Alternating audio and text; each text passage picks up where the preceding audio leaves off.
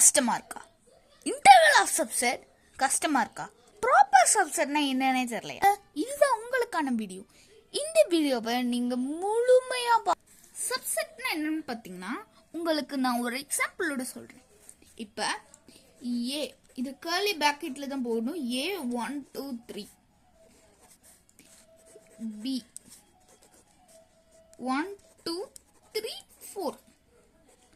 அப்ப ஏல இருக்கிற எல்லா எலமெண்ட்டுமே பில இருக்கு. 1 2 3 இருக்கா? 1 2 3 இருக்கா? ஆனா பில இருக்க எல்லா எலமெண்ட்டுமே ஏல இல்ல. இப்படி இருந்தா இதுதான் ப்ராப்பர் சப்செட்.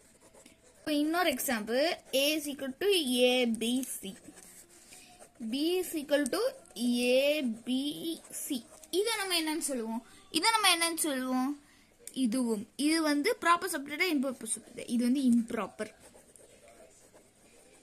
ஈக்குவலா இருக்காது. ஸோ இங்க பாருங்க, ஏவும் பியும் ஈக்குவலா இல்ல, டிஃப்ரெண்டா இருக்கு. So proper subset. ஆனா இங்க பாருங்க, ஏவும் பியும் எக்ஸாக்ட்லி ஈக்குவலா இருக்கு.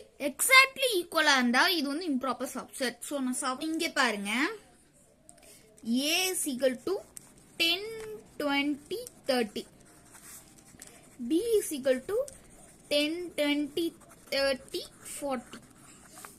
இது வந்து என்னன்னு சொல்லுவோம்? இது வந்து நம்ம எப்படி சொல்லுவோம்? A is a subset of B. If every element of A is a element of B, then A is called a subset of B. Element ஏல இருக்கிற எல்லா எலமெண்ட்டும் பில இருந்தா அப்ப ஏ வந்து பியோட சப்செட். இந்த எலமெண்ட் ஈக்குவலா இருந்தா அது இம்ப்ராப்பர் சப்செட். இந்த எலமெண்ட் ஈக்குவலா இல்லனா அது ப்ராப்பர் சப்செட். இப்ப right all the subset in a term அப்படி கொடுத்திருந்தாங்கன்னா, இப்போ for example A is equal to A, B. இங்க நான் ஒரு விஷயத்தை சொல்ல விரும்பல. இது வந்து ஒரு விஷயத்தை சொல்ல விரும்புறேன். இப்போ நீங்க எல்லாரும் என்ன நினைப்பீங்க? ரைட் ஆல் தி சப்செட்னா என்ன நினைப்பீங்க? A B, அவ்வளவுதான், இதான் சப்செட் அப்படின்னு நினைப்பீங்க. கிடையாது, தப்பு. அதுல ஒரு டேர்ம் இருக்கு, அது என்னன்னா is a subset for every set. இந்த every set is a subset of itself. இது ரெண்டுமே முக்கியமான ப்ராப்பர்ட்டி, subset of itself. கொஸ்டின்கான ஆன்சர் வந்து empty set A, single elements B, அப்புறம் இந்த செட் itself A, B. இப்ப உங்களுக்குலாம் ஒரு டவுட் வரலாம், ஏன் எம்டி செட் இருக்கணும்? ஏன் எம்டி செட்னா, இப்ப நீங்க ஒரு மாலுக்கு போறீங்க. ஒரு மால் இப்படி இருக்கு. மாலுக்கு போறீங்க. இங்க ஒரு மனுஷன் இருக்காரு. அவர் என்ன சொல்றாருன்னா, லிஸ்ட்ல இருக்கிறவங்க மட்டும் தான் உள்ள வரணும். List persons can only come அப்படின்னு சொல்றாரு. இப்ப அவர் இன்னொன்னு சொல்றாரு, என்னன்னா 0% வரலாம். அப்படிலாம் என்ன அர்த்தம்? 0% வரலாம்னா ஒண்ணும் இல்ல, வந்து ஒரு யோசனை இல்ல. அதுதான் இங்கேயும் 0% இல்லைன்னா ஒன்னும் ஆகாது. அது மற்ற எலிமெண்ட்டை எதுவும் அஃபெக்ட் பண்ணாது. அதனாலதான் எம்டி செட் அப்படிங்கிறது இருக்கு. இதை நான் இன்னொரு எக்ஸாம்பிள் நான் சொல்றேன். இப்ப நான் கொஞ்ச நேரத்துல 2m ஒரு ஃபார்முலா சொல்லி தருவேன் பவர் செட்டுக்கு. 2m எம்டி செட் இல்லைன்னா ஃபார்முலாவே மாறிடும். 2m எம்டி செட்னா ஃபார்முலாவே மாறிடும். Formula 2m 2 4. Suppose empty set இல்லைன்னா அது 3 ஆயிடும். எம்டி செட் இருக்கு, no problem.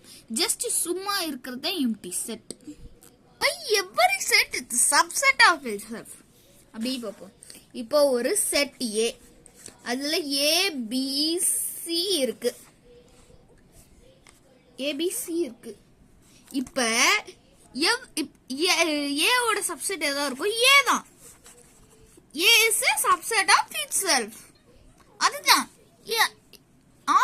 elements of A in A.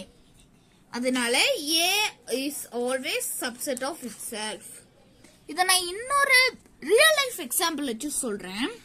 இப்போ உங்ககிட்ட ஒரு கிரீன் பால் இருக்கு, ரெட் பால் இருக்கு, ரெட் பால், அப்புறம் ஒரு ப்ளூ பால் இருக்கு, பேக்குக்குள்ள இருக்கு. பேக்குக்குள்ள இருக்கிற பால அதே பேக்ல இருக்கா கேக்குறீங்கன்னா, பேக்குக்குள்ள இருக்கு. இந்த பேக்குக்குள்ள இருக்கிற இத பேக்குக்குள்ள இருக்குன்னு சொல்றதுதான் இது. இப்ப பேக்குள்ள இருக்கா, இதான் செட் ஏன்னு வச்சுக்கோங்க. பேக்குக்குள்ள இருக்கிறதே வெளியே இருக்குன்னா, அதனாலதான் இந்த ரெண்டு ப்ராப்பர்ட்டியும் இருக்கு. இது உங்க ஸ்கூல்ல ஏன் வருது எதுக்கு வருதுன்னு சொல்லியிருக்க மாட்டாங்க. நான் இங்க உங்களுக்கு டீட்டெயிலா எக்ஸ்பிளைன் பண்ணியிருக்கேன். சோ இப்ப நெக்ஸ்ட் பார்ப்போம். பவர் செட்னா the set of all subset எல்லா சப்செட்டையும் வச்சிருக்கிறது தான் பவர் செட். எல்லா சப்செட்டையும் வச்சிருக்கிறது தான் பவர் செட். இப்ப இந்த பவர் செட் எப்படி எழுதுவோம்? P of A அப்படின்னு எழுதுவோம். கார்டினல் நம்பர் எப்படி எழுதுவோம்? N of A அப்படின்னு எழுதுவோம். ஸோ P of A ஒரு எலமெண்ட் கண்டுபிடிக்க சொன்னாங்கன்னா, இப்போ எலமெண்ட் வந்து A is equal to 2 3 அப்படின்னு கண்டுபிடிக்க சொன்னாங்கன்னா, அது வந்து பவர் செட் எப்பவுமே வந்து கர்லி பிராக்கெட்ல ஆரம்பிக்கணும். எம்டி செட் ஏன்னா செட் இட்செல்ஃப் வரும். அப்புறம் single sets curly bracket, 3 itself, அப்புறம் the set itself, அப்புறம் ஒரு bracket. ஸோ இப்படிதான் பவர் செட்டை எழுதணும். இது எதுவுமே உங்க புக்ல கிடையாது. நான் எக்ஸ்ட்ராவா உங்களுக்கு சொல்லி கொடுத்துருக்கேன். இது வந்து நம்ம எப்படி எழுதுவோம்? N of A வந்து ஒரு M. N of A வந்து M. அப்ப N of P of A வந்து P of A வந்து 2 power M அப்படின்னு ஒரு ஃபார்முலா. இந்த ஃபார்முலா வந்துச்சுன்னு பாத்தீங்கன்னா 2 power M அப்படின்னு எடுப்போம். இது Mனா நம்பர் ஆஃப் எலிமெண்ட்ஸ், அதான் கார்டினல் நம்பர். இது நீங்க எந்த நம்பர் போட்டாலும் 2 power 2, 2 power 3, 2 power 4 அப்படி வந்துகிட்டே இருக்கும். For example heads and tails ஒரு காயின்ல வச்சிருக்கீங்க. Heads and tails. இப்ப ஹெட்ஸ் தான் எனக்கு வேணும், டெய்ல்ஸ் எனக்கு வேணாம் அப்படின்னு வச்சிருந்தீங்கன்னா, அப்ப ஹெட்ஸ் 3 தடவை ஃபிளிப் பண்ணீங்கன்னா 2 power 3 8 தடவை ஃபிளிப் பண்ணுவீங்க. இந்த மாதிரி தான் இந்த ஃபார்முலா வந்துச்சு. இப்ப ப்ராப்பர் சப்செட்டுக்கு 2 power M -1 இங்க நான் இதுல எழுதி கொடுங்க. இப்ப -1 ஏன் வருதுன்னா ஒரிஜினல் இதை வெளியே எடுக்கிறதுக்கு தான் ப்ராப்பர் சப்செட் வருது. ஸோ இது போதும்னு நினைக்கிறேன். அடுத்து நம்ம டிஸ்ஜாயின்ட் செட் பத்தி பார்ப்போம்.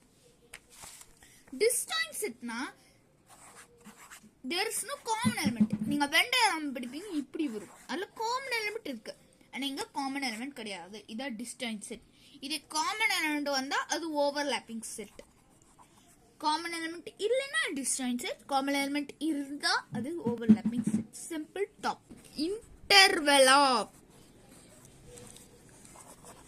சப்செட் அப்படின்னு பார்க்க போறோம்.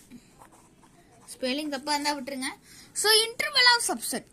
இப்ப எப்படி வந்து நம்ம இன்டர்வெல் ஆஃப் சப்செட் நம்ம வந்து சொல்லுவோம்? இப்ப A and B is a real number, belongs to real number. இப்ப இதுதான் ஓபன் பிராக்கெட், இதுதான் க்ளோஸ்ட் பிராக்கெட். நம்பர் லைன்ல எடுத்துப்போம்.